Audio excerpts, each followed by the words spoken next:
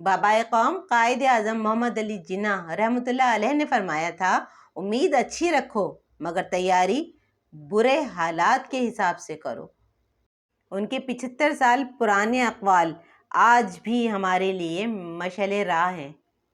وہ کہتے تھے، علم تلوار سے بھی زیادہ طاقتور ہے، اس لیے علم کو اپنے ملک میں بڑھائیں، کوئی آپ کو شکست نہیں دے سکتا۔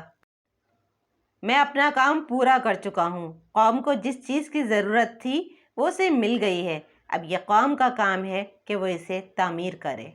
میں آج آپ پر یہ واضح کر دوں کہ پاکستان کی قومی زبان اردو ہے اور کوئی زبان نہیں۔ اگر آپ کو اس بارے میں کوئی گمراہ کرتا ہے تو وہ پاکستان کا دشمن ہے۔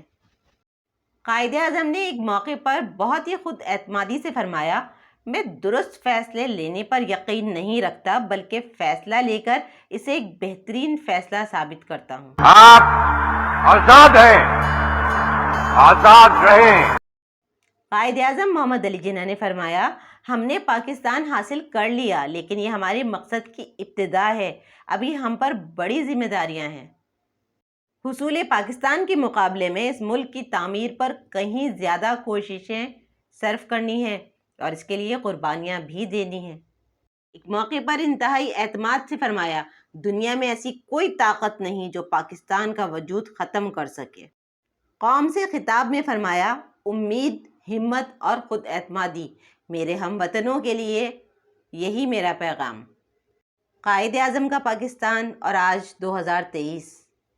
بے اثر ہو گئے سب حرف نوا تیرے بعد، کیا کہیں دل کا جو احوال ہوا تیرے بعد۔